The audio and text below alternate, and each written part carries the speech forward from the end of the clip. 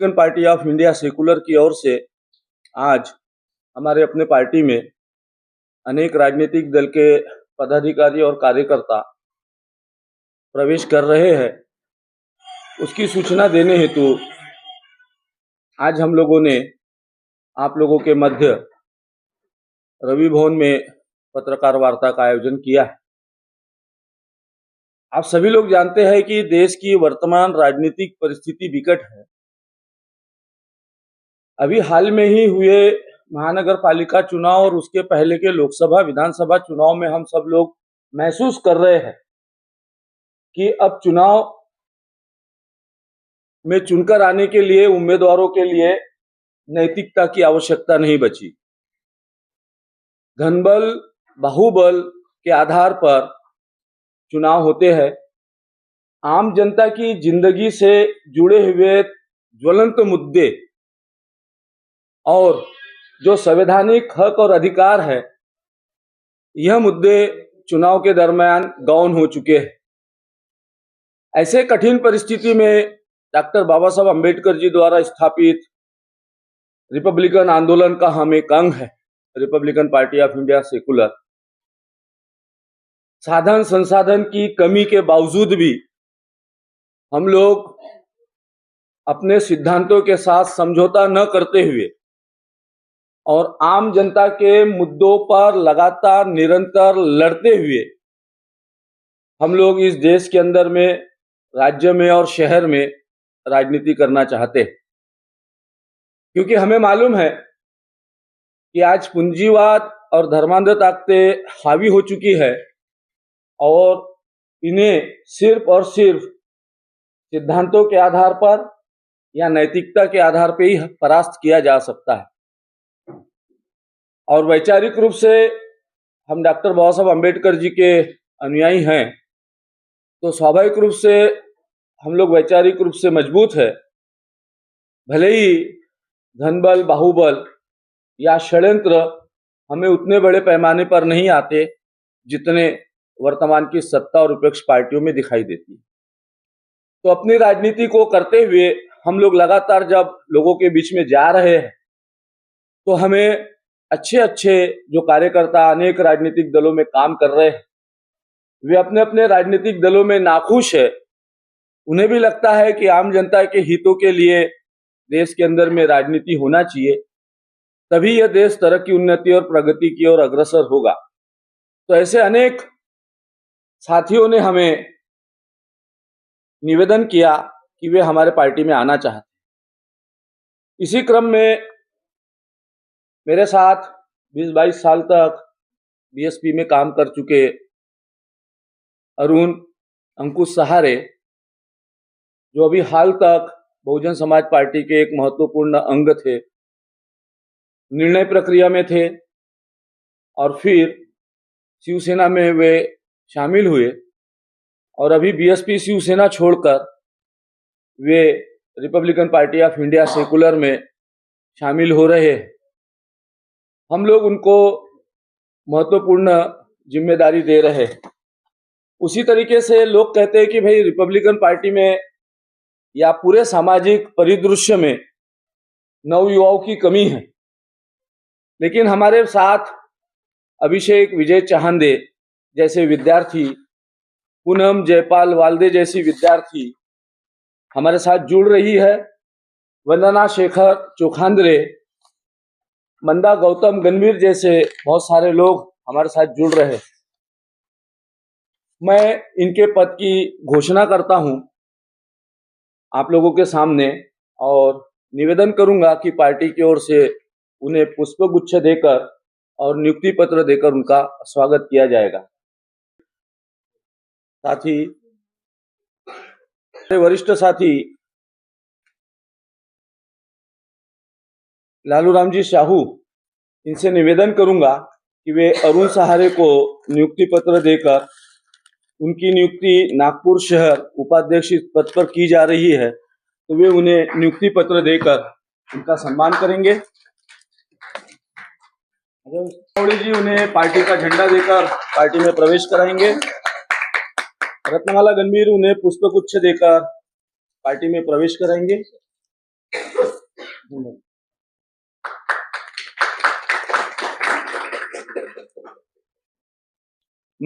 हमारे उत्तर नागपुर के अध्यक्ष संजय आवड़े जी से निवेदन करूंगा कि वे उनका नियुक्ति पत्र देकर स्वागत करें, रत्नमाला गणवीर मैडम पुष्पगुच्छ देकर, और हमारी उत्तर नागपुर के अध्यक्षा सुरेखा ताई ये उनका झंडा देकर उन्हें पार्टी में प्रवेश कराएं। अभिषेक विजय चांगला एकच घ्या ना, झेंडा सारखेच आहे ना, एकच झेंडा दाखवा. इसको एक हाथ लगा अभिषेक। सेकुलर महिला फ्रंट उत्तर नागपुर की महासचिव के रूप में हम लोग पूनम जयपाल वाल्दे इनकी नियुक्ति कर रहे हैं। मैं रत्नमाला गणवीर नागपुर शहर अध्यक्षा सेकुलर महिला फ्रंट की इनसे निवेदन दूंगा कि वे उनका देकर उनका स्वागत करेंगे। जाओ ऐसे दे देंगे, ऐसे दे दो।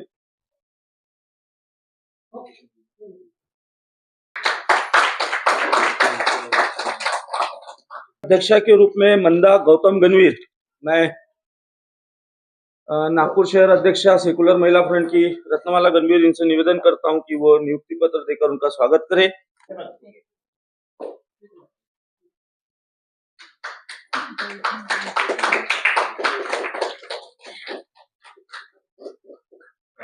फ्रंट में Republican Party of India Secular में शामिल होने वाले प्रभाग क्रमांक 9 महासचिव वंदना चोखांद्रे, मैं हमारे जिला अध्यक्ष इनसे निवेदन करूंगा कि वे उनका नियुक्ति पत्र देकर स्वागत करेंगे।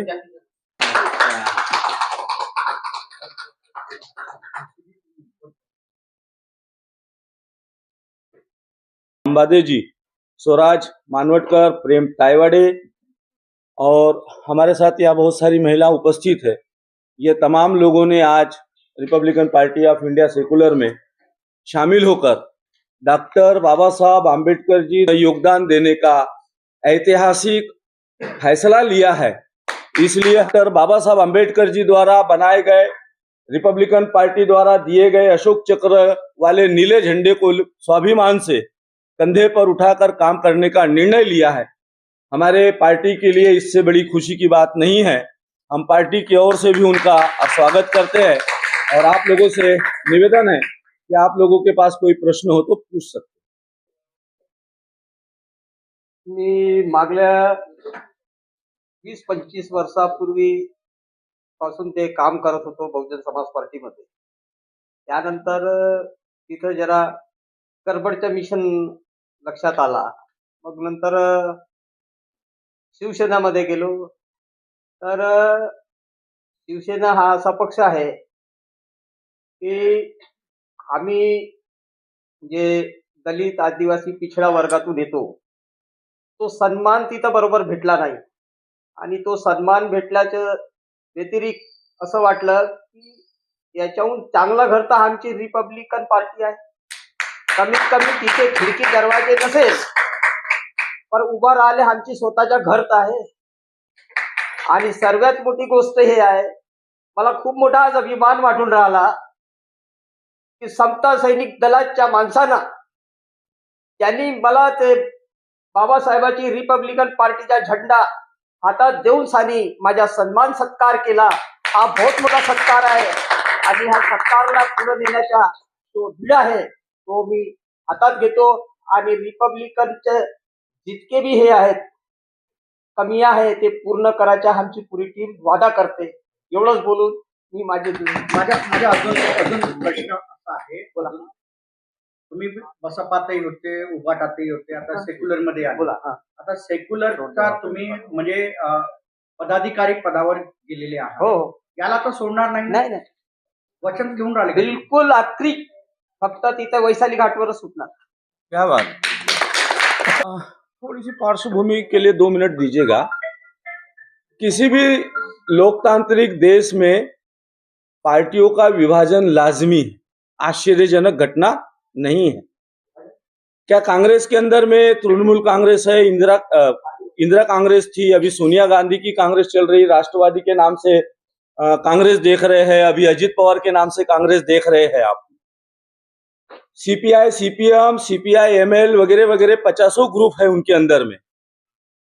समाजवादियों में अखिलेश यादव चल रहे हैं, कहीं मुलायम चल रहे थे, फिर लालू जी के सुपुत्र उसको चला रहे हैं, कहीं रघु ठाकुर चला रहे हैं, कहीं बिजू पटनायक चला रहे हैं। अनेक विभाजन उनके अंदर है। तो स्वाभाविक रूप से रिपब्लिकन पार्टी में भी एक विभाजन है, पहली बात। दूसरी बात कि हमारा जो विभाजन है, ये विभाजन कागजों पर है, मैदानों में अगर आपको दिखता होगा तो आप मुझसे बात कर सकते हैं। ले देकर एक या दो ग्रुप ही पूरे महाराष्ट्र में रिपब्लिकन गठ के थोड़े से सक्रिय दिखाई देते हैं, और उसमें लगातार निरंतर आरपीआई सेकुलर ही आपको मैदान में भी, कोर्ट कानून न्यायिक लड़ाई में भी, चुनाव मैदान में भी सबसे आगे दिखाई देती है। आप ही अंदाज लगा लीजिए कि अभी हाल ही में संपन्न हुए महानगर पालिका चुनाव में कितने रिपब्लिकन गठों ने अपने उम्मीदवार उतारे? एक या दो। तो फिर ये कह देना कि रिपब्लिकन पार्टी में गठ है, इसका मतलब ये रिपब्लिकन जनता का मनोबल खराब करने का बड़ा प्रयत्न है, क्योंकि गठ सभी में है। बाबा साहब के बाद हमारे कांशीराम जी आए, उन्होंने भी एक नई विचारधारा, एक नया झंडा और एक नई पार्टी लेकर आए। वामसेव से उनका जन्म हुआ। आज देख रहे कि रिपब्लिकन से 4 गुना ज्यादा उनके गठ है। लेकिन ये प्रश्न सिर्फ और सिर्फ डॉक्टर बाबा साहब आम्बेडकर जी की पार्टी पर ही उठाया जाना, ये इस बात का घोतक है कि कहीं कुछ इसके पीछे शंका है। जिन पार्टियों का आपने उदाहरण दिया है, उन पार्टियों के नगर सेवक है, एमएलए है, खासदार भी है, पर रिपब्लिकन पार्टी का एक भी महाराष्ट्र के अंदर में नगर सेवक चुनकर नहीं आया। बहुजन समाज पार्टी, बीआरएसपी क्या बोलते हैं, और अभी जो भारत मुक्ति मोर्चा और सुलेखा ताई की, आप देखिए कि उन्होंने कभी नगर सेवक कितने लाए। आरपीआई ने 18 नगर सेवक इस नागपुर शहर को दिया है। ये आंकड़ा अभी तक बहुजन समाज पार्टी जैसे राष्ट्रीय पार्टी ने पार नहीं किया। अभी तक उसकी उतनी राजनीतिक ऊंचाई नहीं पहुंची कि वो 18 नगर सेवक पार करे। दूसरी बात कि आज से 25 साल पहले जब उमाकांत रामटेके नागपुर लोकसभा का चुनाव लड़ रहे थे, जनसंख्या कम थी, तब भी बहुजन समाज पार्टी जैसे राजनीतिक दल ने 1.25 लाख वोट लेने का हौसला अभी तक 25-30 सालों में नहीं दिखाया है। 5 महापौर नागपुर शहर में रिपब्लिकन पार्टी ने दिए, अनेक उप महापौर दिए, स्थायी समिति के अध्यक्ष दिए, अनेक जगह पर दिए। उत्तर नागपुर जैसे जगह पर हम लोगों ने 3-3, 4-4 विधायक दिए। नागपुर शहर के 2-2 जगह पर हम लोग लगातार दूसरे नंबर पर विधानसभा पे लड़ते रहे। लोकसभा का चुनाव रिपब्लिकन पार्टी अनेक समय तक दूसरे नंबर पे रही। आप बताइए कि ऐसा कौन सा राजनीतिक दल है जो जिसके साथ इतनी उपलब्धियां क्या हैं? कारण है? पूरा ग्राफ घसर गया एकदम। अभी क्या कारण है? डॉक्टर बाबा एकदम पिछड़ गए एकदम। आपने ये सबसे महत्वपूर्ण प्रश्न पूछा है कि डॉक्टर बाबा साहब आम्बेडकर जी द्वारा स्थापित रिपब्लिकन पार्टी ऑफ इंडिया और उसके अंदर निहित रिपब्लिक विचार, इससे इस देश का जो सत्ताधारी वर्ग है, जिसे हम लोग मनुवादी या पूंजीवादी वर्ग कहते हैं, वो घबराता है।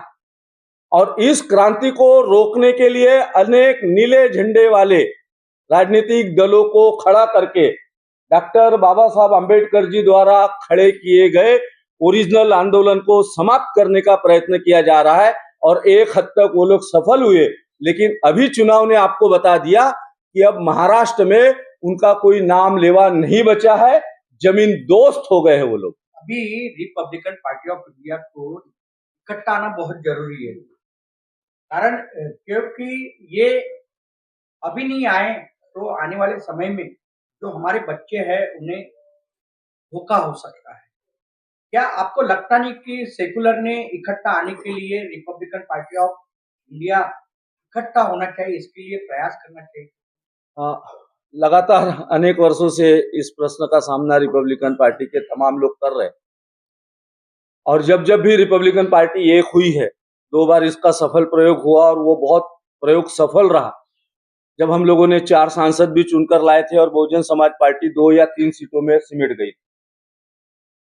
तो हम अगर जिस दिन एक हो जाए तो स्वाभाविक रूप से इस देश के अंदर में वर्तमान में देश जिस कठिन परिस्थिति से गुजर रहा है, यानी संविधान खतरे में है, लोकतंत्र को संकुचित किया जा रहा है, मानवाधिकार का हनन किया जा रहा है, लगातार निरंतर अन्याय अत्याचार की घटनाओं में बढ़ोतरी हो रही है, महिलाओं का शोषण हो रहा है, बोलने की आजादी छीन ली जा रही है, तमाम प्रकार के अन्याय अत्याचारों का सामना हमको देखने को मिल रहा है।